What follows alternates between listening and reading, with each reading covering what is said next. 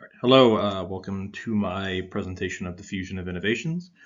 My name is Alexandros Xenofontos. I'll be explaining the concept and connecting it to a study based on a e-sign up for doctors' visits for patients.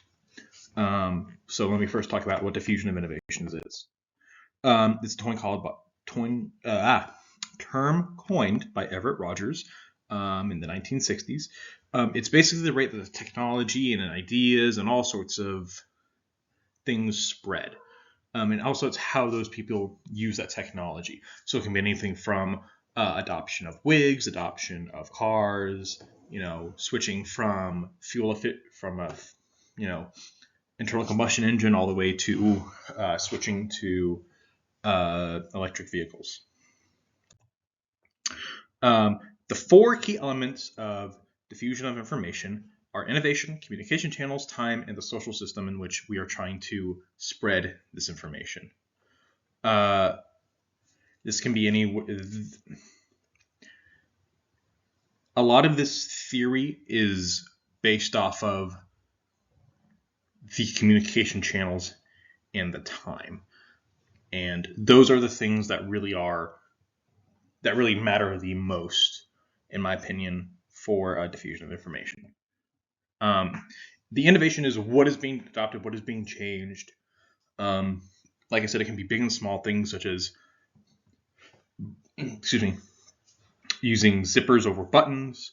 The book uses the example of hybrid corn being adopted over time, and it's the way that this information spreads through the method of communication. Now, there are two main methods of communication. Advertisements, which are media, which just kind of lets you know, oh, that this thing exists. And it's trying to persuade you, but it's not very effective in that way. And then there's word of mouth or interpersonal communication, which is a subjective evaluation connected to it. Which means that if I go up to my friend and say, hey, I think you might like this band, they're good, it's going to be more effective at saying, hey, this is good, you should try it, you should take this idea and run with it, than an advertisement is, which only just lets you know on the baseline that this exists. One of the biggest things that's helped with this is the internet. The internet has allowed for ideas to spread far and wide like never before. And so this has to do with the study that I was given, which is looking at how many patients out of 267 used an online page to sign up for their doctor's appointment. Spoilers, not many did. People tend to go with what is easier for them to use versus what is, easier for someone else. So time is how fast this idea spread and how the idea evolves. The adoption of the idea follows an S-curve, which has to do with the population. So the first 30%, it's a slow adoption of early innovators, early adopters, people that are really on the cutting edge, and that's not a lot of the population. And then a huge chunk of the population, which follows this big curve here. That follows this big curve here. It's a huge jump. It's from the small innovators to the majority of the population very fast. And then it's the kind of Luddites, slow adopters, not very interested people that are in that last quartile range. Those are the people that are part of that social system, which is that the fourth thing on this of these elements. That is the limiting factor. There's only so many people that will adopt, and one of the things that keeps the ideas from being adopted is the society in which this idea is spread. Now, if you're in a society that, for instance, this is just an example, I don't bring any real world politics into this. It's like, oh, we'll never ever use zippers. That's a sin or something. Then the spread of zippers is really going to be slow and not going to be adopted quick. So people are going to continue to use buckles for a long time. It's kind of a boring example, I know, but it's the best what I can come up with that won't get me in trouble. It can cause some. The social system is, like I said, is kind of just the limiting factor. It's what the idea is confined into. But say you're in a society that's like always like, hey, we want the new thing, we want the newest piece of technology, then stuff like that's going to spread really quick. So the successful spread of information, like I said, the book kind of hints that the most successful way to do it is through word of mouth, because it already has that attachment of that perceived advantage of, oh, I'm talking to my friend and he likes it, I'm like him, the homophily, this idea of, oh, we're the same type of person, we already agree, will really be the thing that anchors someone to an idea. So in the study, a very low percentage of the people only adopt this. Only about 4, not 40. I put 4.0 down instead of, I read that as 40. Only 4.0% of people after 2.5 years adopted using electronic page to sign up. That's very low. That means only the early innovators, or the people with their head to the ground, their ear to the ground, that really paid attention and knew what they were doing, used it. And that's not great, in my opinion. Not even in my opinion in general. So there's stages of this information being spread, and that's just how much time it takes. So there's the knowledge stage, which is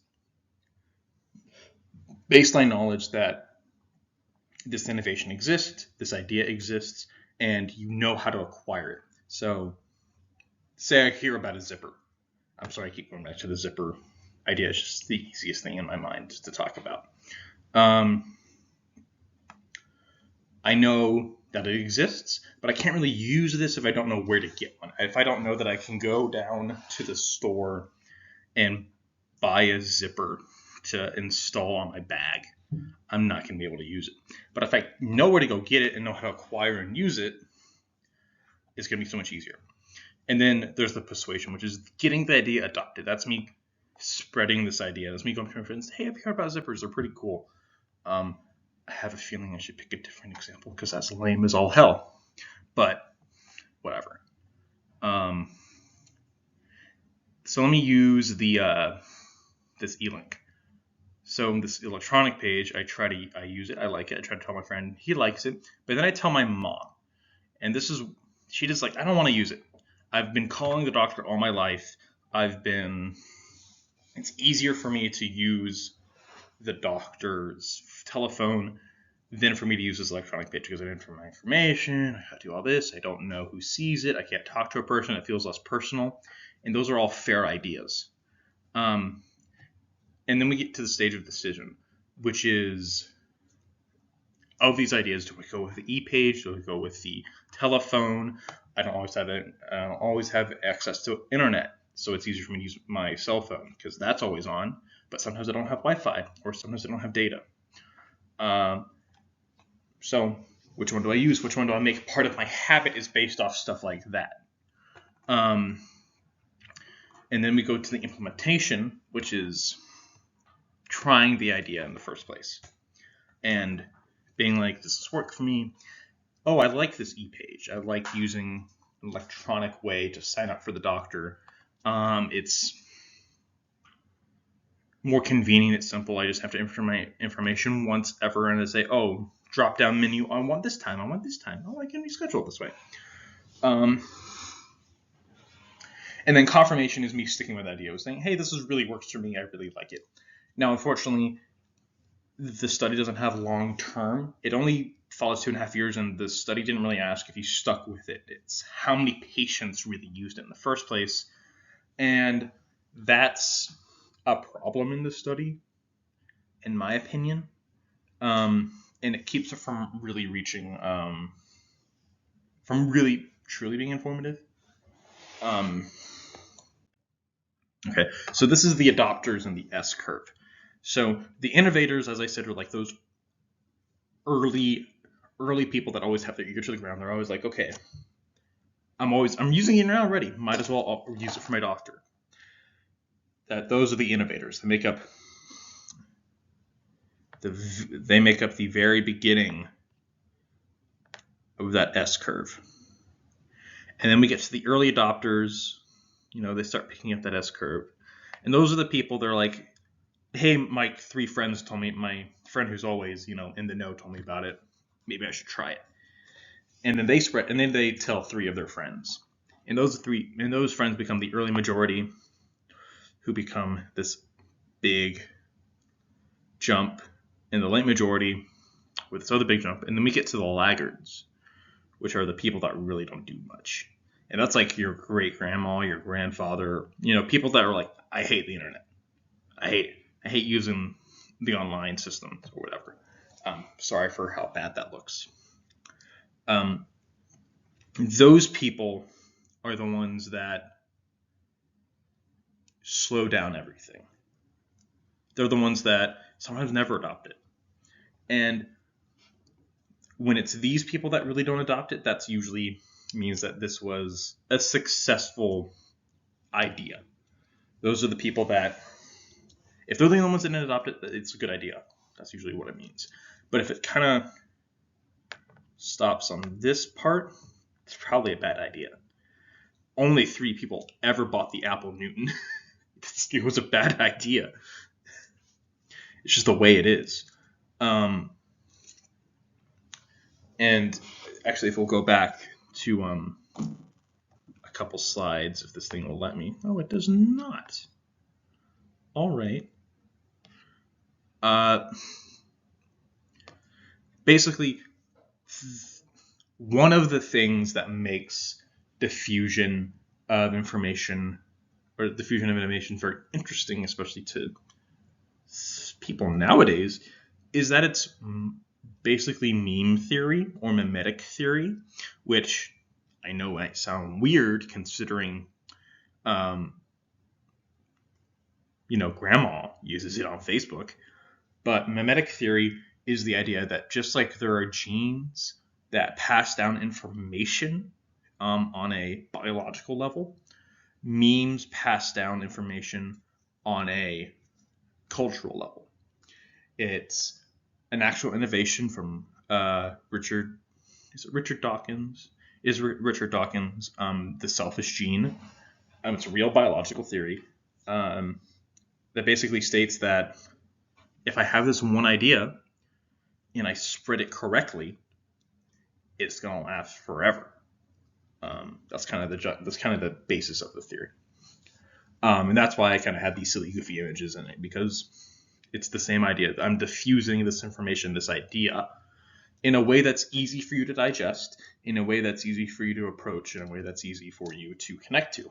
Everyone's seen that infamous YouTube ad of, hey, I'm here in my garage, knowledge, which is why I thought it was perfect to have as, the third slide in. But otherwise, it's pretty straightforward, I think. I apologize for the ramble.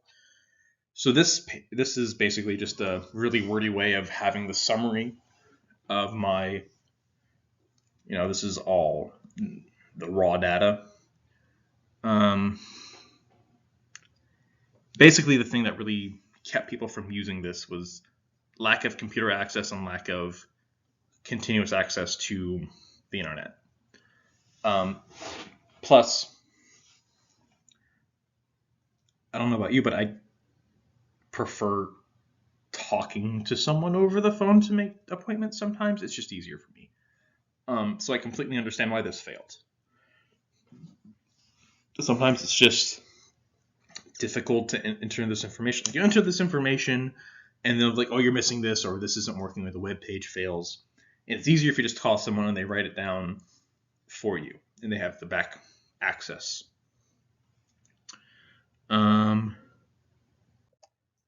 This conclusion of the study began with 25,616 patients. I was right at the very beginning. Only 4% adoption after 2.5 years, meaning it never left the innovator stage. And the new adoption rate was very low, meaning it never had much word of mouth, or the alternatives were easier to use. That were much easier to use existed way before this, which is what I think happened. I think the nurse was like, hey, you should use this web page to sign up. The person was like, okay, I'll try it. They logged in. They saw the web page. They saw all this flood of information. They tried to enter it, and it was like, hey, this is wrong, this is wrong, this is wrong. The person got fed up, called the doctor, and used that. That's what happened. 100%. Anyway, thank you for coming to my TED Talk. Please enjoy the rest of your night.